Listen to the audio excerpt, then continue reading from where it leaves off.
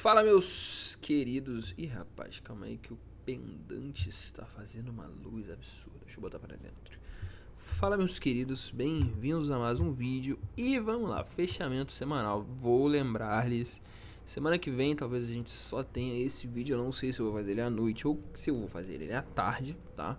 E a gente vai fazer tanto diário quanto semanal. Por quê? Bom, porque eu estarei em outros eventos particulares nos sábados e eu não vou chegar tarde da noite depois de um dia inteiro de altos estudos para ainda ir olhar gráficos. Infelizmente, eu irei definhar meu cérebro se eu tentar alguma coisa desse tipo, tá?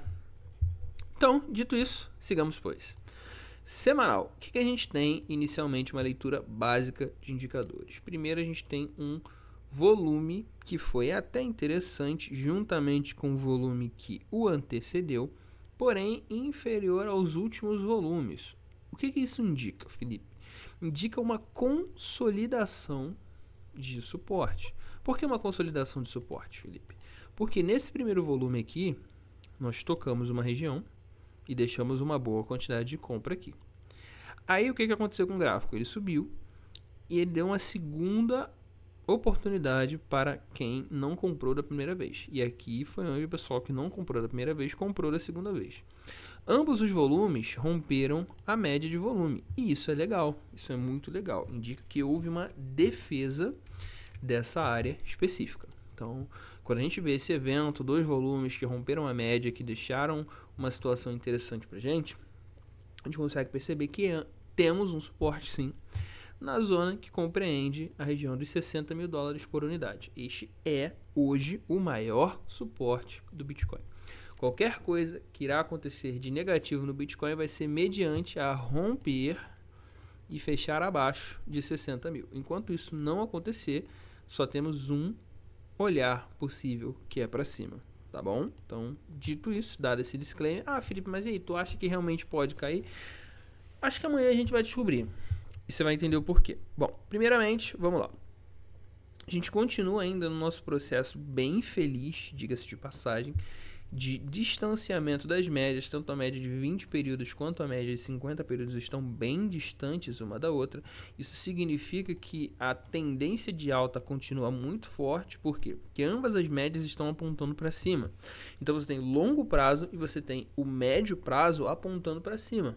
Se você tem esses dois indicadores, você pode dizer que a tendência ela é madura. Deixa eu até ver se eu consigo fazer uma coisa aqui rapidíssimo, só para desencargo de consciência. Se a gente botar uma média de 10 períodos aqui, vamos ver como que ela se enquadra nesse cenário. A média de 10 períodos também está apontando para cima. Claro, começando já aqui um desenhozinho meio mas apontando para cima, juntamente com a de 20, juntamente com a de 50.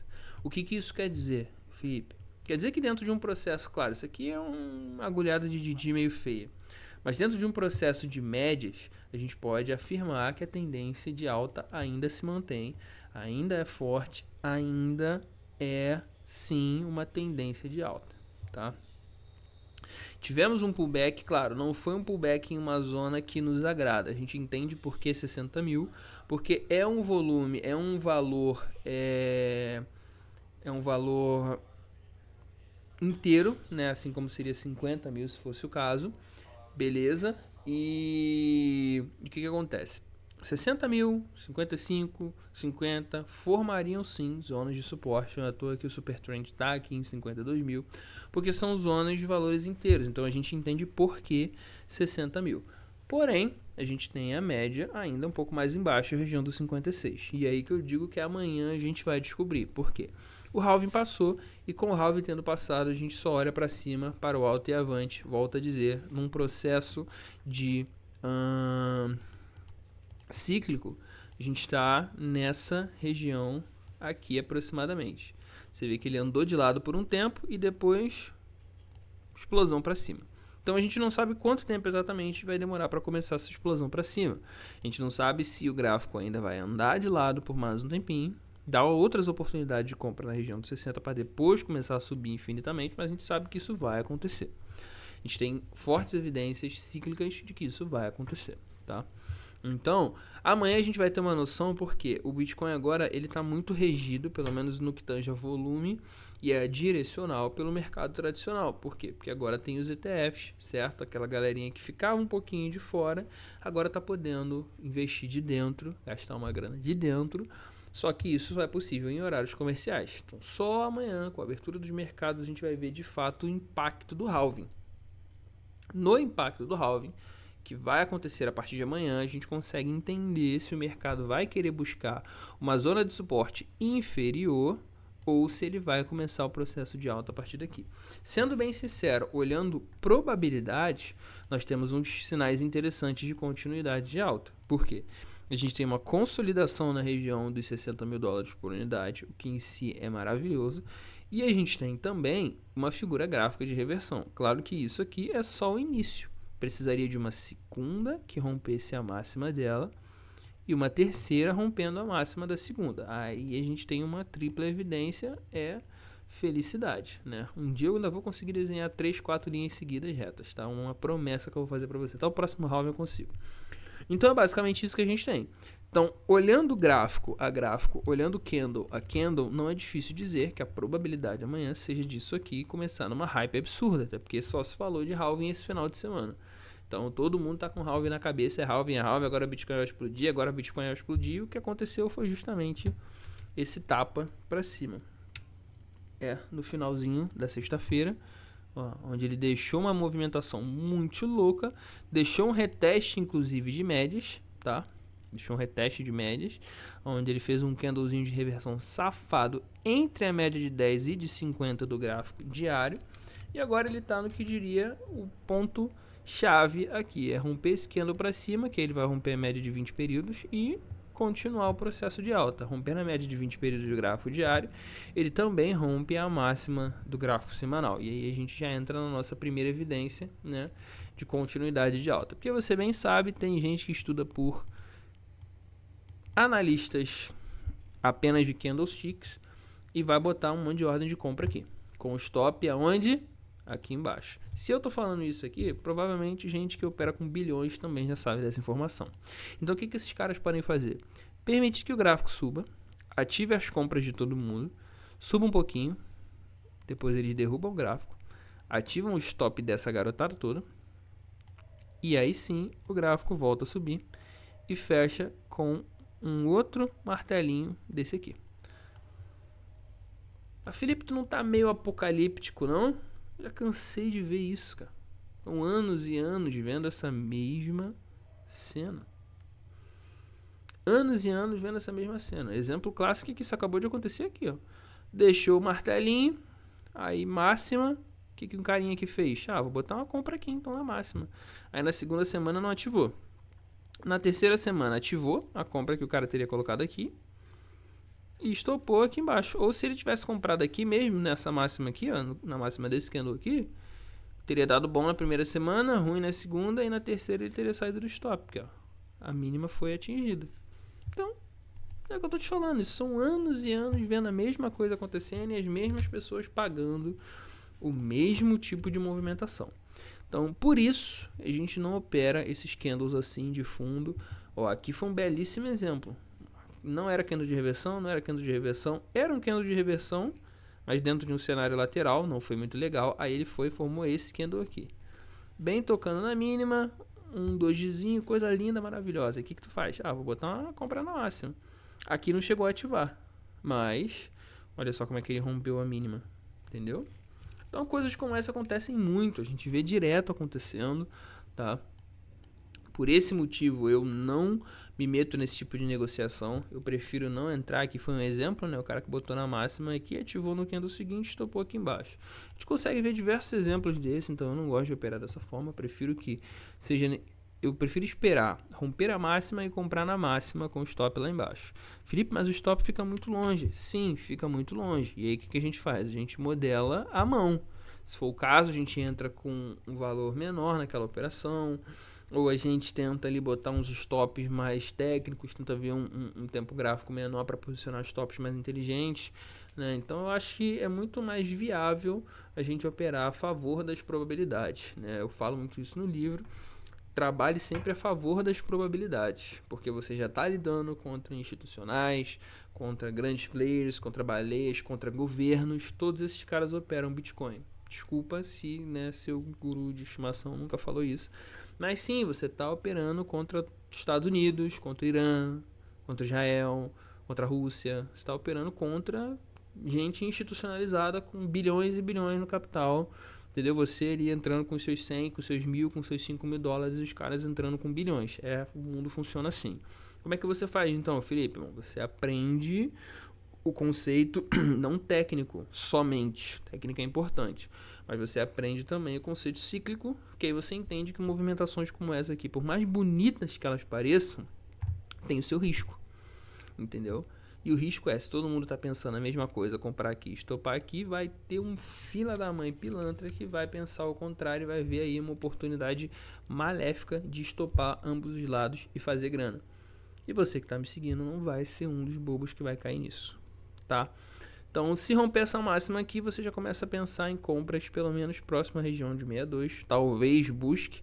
Se não buscar, você pensa em comprar na máxima, caso o candle feche, confirmando este candle do meio como um dojizinho, né? Porque tem muito pavio para cima, não dá para ser um martelo. Mas um candle de reversão, tá? Então pense sobre essas perspectivas. Quando a gente olha aqui o gráfico de linhas, a gente vê um desenho interessantinho. A gente vê um desenho de uma cunha, tá? A gente vê o desenho de uma cunha.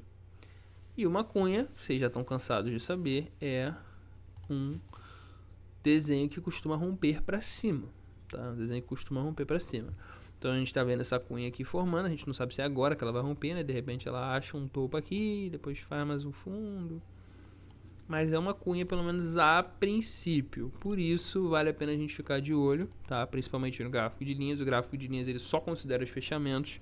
Então, ele é legal para a gente ter uma noção do quanto que a movimentação do gráfico está realmente mais agressiva. A gente tem uma noção aqui que a partir de 68 mil, o gráfico já fica um pouco mais agressivo. Então, ali é uma zona onde a gente pode começar a prestar atenção para ver se tem força para romper ou não, tá? Então, são coisas que a gente precisa ficar bem de olho para as próximas movimentações do Bitcoin. No que tange a indicadores, a gente continua com o estocástico extremamente avançado. Mas quando a gente pensa no conceito cíclico, e eu sempre falo isso, voltem ao conceito cíclico, você vê a quantidade de tempo que o estocástico também ficou no sobrecomprado, isso depois do halving, né? A gente tem aqui o halving acontecendo mais ou menos em maio, junho, né? Não lembro exatamente o mês. E ele manteve-se até agosto no sobrecomprado, mesmo em um cenário. Deixa eu até botar o outro gráfico para ficar mais fácil. Observa que ele caiu nesse período aqui, tá? Ele deu uma quedinha interessante. Só que essa quedinha interessante foi nada mais, nada menos do que uma busca à média de 20 períodos. Eu acredito que isso vai acontecer. Mas eu acredito que isso vai acontecer perto da zona dos 80 mil dólares. Subiu, né, o que eu acredito. Ou ele vai andar de lado. Isso é o que eu acredito. Claro que a gente precisa de mais evidências para poder dizer que isso vai realmente acontecer. Deixa eu apagar essas linhas aqui para ficar mais visível. Ele sobe, de repente faz mais um fundo, mas ele sobe até a região dos 80. Ainda em zona de sobrecompra, e aí sim ele vem e faz uma busca média. Onde vai estar essa média? Sei lá, de repente em 65, 64, ele busca 80, deixa ali 10, 15, 20 mil uns 15 mil de queda. Já dá para dar um medinho em todo mundo, busca a média de 20 períodos e dá, ele volta a subir novamente. Por quê? Porque foi basicamente isso que aconteceu aqui, né? Foi basicamente isso. Claro, Felipe, mas aqui foi aquela época do Covid, sim, mas ele caiu 12% em uma única semana. Então não precisa ser em uma semana só. Para mim ele pode muito bem ir caindo aos pouquinhos, entendeu? Até formar pelo menos uma metade de uma queda. Mas olha, continua olhando depois o que acontece. No momento que ele entra no estocástico de novo, ainda em novembro, né? Ele entra no sobrecomprado de novo. Ele vai em sobrecomprado até abril de 2021. Então são meses e meses com o gráfico andando em zona de sobrecomprado. Então se você fosse um cara que operava só por indicadores, você ia ter ficado chupando dedo, porque o bagulho saiu aqui da região dos 11 mil dólares e só foi dar um sinal de compra de novo quando ele estava aqui na região dos 30 mil. Então, da último momento que ele deu compra até o último fundo, você teria perdido 157% de alta apenas esperando entrar em sobrecompra. Então, né, sobrecompra, e aí eu vou dar uma dica valiosa para vocês. Anotem isso. Sobrecompra só é utilizado em 1. Gráficos diários, 2. Intradiários e 3. Tendências de baixa. Não entendi, Felipe. Quando você utiliza o gráfico diário, você tem muitos mergulhos na zona de sobrecompra, porque todo e qualquer reteste de fundo vai levar o gráfico a perder bastante força. No gráfico intradiário também, direto, você vai ter idas e vindas na zona de sobrecompra e sobrevenda, onde você pode ter a opção de operar ou não. Claro que não é só o indicador que vai te dar o sinal. Só que o semanal, você só pode usar zonas de sobrecompra em tendências de baixa, que é onde você vai pegar o melhor momento para a compra. E só. Não existe sobrevenda na tendência de alta. Tendência de alta é sobrecompra, mergulhinho aqui, 70, 50, sobrecompra. E o inverso proporcional é a tendência de baixa. Sobrevenda, mergulhinho ali em cima, sobrevenda, mergulhinho, sobrevenda, cabecinha para fora, sobrevenda, cabecinha para fora, sobrevenda. E a tendência de alta é a inversa. Entendeu? Mergulhinho um pouquinho, pá, pum, tá fora. Mergulhinho um pouquinho, pum, tá fora. Por quê? A ideia da tendência de alta é hype, é foco, é crescimento, entendeu? E da tendência de baixa, obviamente, é desfazer do ativo, é correr do ativo. Então, por isso que no que tange o semanal, você só presta atenção em sobrevendas dentro de um cenário diário e intradiário. Semanal é só em tendência de baixa, entendeu? Então, não se desespere se você vê por mais umas 5 semanas seguidas, ou talvez 5 meses, ou talvez 10 meses, isso aqui andar na zona de sobrecompra e não cair nunca. Por quê? Porque faz parte, tá bom? Faz parte. Ah, Felipe, mas eu não uso isso aí, eu uso o RSI, vai ser a mesma coisa. Claro que o RSI ele tem uma inflexão um pouquinho melhor, né? Talvez você veja aqui ele buscar uma zona aqui dos 60, mas a ideia é mesmo. Vamos voltar lá no antigo? Olha lá. Ele deu uma passeadinha aqui próximo dos 50 e ficou em zona de sobrecompra novamente. Foi dar outra oportunidade de compra quando o gráfico estava novamente na zona dos 30 mil dólares, que era suporte mesmo do gráfico. Mas ele só entrou em zona de sobrecompra no fundo. Engraçado, vou dizer uma coisa para vocês que eu falei em 2000, nessa época aqui, né? 2021? Isso aqui? 2022. Eu fui um dos que defendia a tese, quando o gráfico estava aqui, de que era o melhor momento para compra. Claro, ainda teve aqui uma mergulhinha logo embaixo, né? Houve um momento melhor para compra, não vou mentir.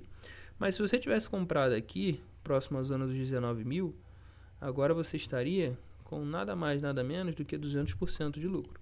Se você tivesse comprado no fundo histórico, estaria com um pouquinho mais, obviamente, estaria com 284. Não, vai, vou botar mais um pouquinho em cima aqui, para ser justo. Se tivesse comprado no fundo histórico mesmo, você estaria lá com 300 e pouquinho. É mais lucro? É mais lucro. Mas você também estaria no lucro se você tivesse comprado quando eu dei a minha primeira dica para comprar. Eu também falei para comprar aqui nesse fundo. Mas por quê? Eu tenho uma tese, e essa tese estava salva até nas outras redes, que o Bitcoin ele só entra uma vez na zona de sobrecompra, de sobrevenda do semanal por ciclo. E eu falei isso, falei abertamente, teve gente que me criticou, mas eu tô de boa porque minha abordagem funciona. Então eu acho que os resultados é o que falam por mim. E eu falei isso, falei, olha, Bitcoin só entra uma vez na zona de sobrecompra por ciclo. Entrou na zona de sobrecompra do semanal, vende sua casa, sua sogra e compra. Porque é alta infinita. Te vendeu? Quando deu essa quedinha aqui, teve quem veio me criticar. Felipe, eu comprei em 18 mil e o negócio tá agora 16. Olha como é que tá agora. Por que eu digo isso? Olha aqui, ó. Uma única vez na zona de sobrecompra. Se você voltar ao halving anterior, uma única vez na zona de sobrevenda, tá? Você dificilmente vai ver algum outro analista falando isso, porque os caras não dão simplesmente valor nenhum ao conceito cíclico. Não sou melhor do que eles por isso, mas eu gosto, tá funcionando, tem botado dinheiro no meu bolso, então não sou o Ramon Dias para ficar mexendo no time que tá ganhando e fazendo cagada. Disclaimer feito, é o que a gente tem agora, o gráfico já tá começando a subir, é interessante, né? Dependendo do indicador que você utilizar, todos eles vão dizer a mesma coisa. Vamos botar a banda de Bollinger aqui agora. Olha como é que ele foi. Começou um fecha dentro infinito, fecha dentro infinito, fecha dentro infinito. Aqui houve um fecha fora, fecha dentro, só aqui. E depois volta a fechar fora infinitamente, certo? Então, tendência de alta é isso. Não importa o indicador que você usar, vai ser olhando para cima igual um tarado. Por isso, não perca a oportunidade. Bitcoin, por algum acaso, amanhã buscou ali, deu uma olhadinha na zona de 60 mil, é compra. Por quê? Todos os indicadores sugerem uma continuidade de alta absurda. Vou até ligar ele, nosso preferido. Observa que ele rompe as duas linhas aqui, ó, a amarelinha, a vermelhinha, a azulzinha, fica acima delas. Quando ele faz o reteste aqui, ele faz o reteste exatamente em cima da linha, tá? Exatamente em cima da linha azul, que é uma média de curto período, tá? Volta a subir de novo e não dá mais oportunidade de compra nenhuma. Estamos inclusive em uma zona parecida com essa. Observa que agora ele chegou a tocar na linha azul, deu uma oportunidade de compra, o que, né, corrobora para a nossa tese. Mas observa que interessante, ele sai da nuvem em maio de 2020 e só retorna à nuvem em outubro de 2021. Maio de 2020, outubro de 2021. Então, no momento que ele sai da nuvem até ele dar o primeiro fecha dentro na nuvem, foram 372% de alta. Tá? Isso pensando só no Bitcoin. Sabe Deus as outras criptos. E eu penso que a mesma coisa aconteceu. Observa que ele saiu da nuvem aqui e ele não vai entrar na nuvem, pelo menos até bater 100 mil dólares. Eu tenho essa tese e eu acho que você deveria estudar em cima dela também. Obviamente, tire suas próprias conclusões. Aqui a gente junta cabeças e pensa coletivamente, né? Não sou acima de ninguém. Eu acho que a gente precisa ter pé no chão, senão justamente você é aquilo que eu critico. Mas as evidências são claras e eu me baseio, obviamente, nelas, certo? No mais é isso, né? A gente precisa ficar de olho nesses quesitos aí. Observa que o mensal tá querendo fazer uma sujeira aqui, tá? O mensal tá querendo fazer uma sujeira, porque ele buscou exatamente o fundo, sem perder o fundo, e ele tá querendo, se isso aqui fechar um pouquinho mais em cima, aliás, deixa eu lançar uma Fibonacci aqui para saber exatamente aonde que ele tem que fechar. Ele tem que fechar acima de 66 mil. Vamos botar uma linha aqui nesse 66 mil. Ele tem que fechar acima de 66 mil para desenhar uma barra vermelha ignorada, tá? Ele tem que fechar acima de 66 mil. Se ele fechar acima de 66 mil mensal, isso aqui pode muito bem ser uma barra vermelha ignorada e meter um pancadão para cima. Nesse cenário aqui, 82 mil é o alvo. Inclusive eu tô falando aqui para vocês antes de traçar essa Fibonacci 80 mil. Então tá aí mais uma evidência. 82 mil é um belíssimo alvo pra gente, né? Já querer executar alguma coisinha de swing trade, de leve, coisinhas que a gente comprar aqui, entendeu? A gente executa ali em 80 mil, porque o hold, amigo, lá de baixo, a gente não mexe nem pensa nele. Tá, então, tendo todo esse aparato, acredito que ficou bem explicado. Lembra, semana que vem é só domingo. Deixa seu like aí também, né? Manda esse vídeo pra alguém. E é isso, valeu. Muitíssimo obrigado.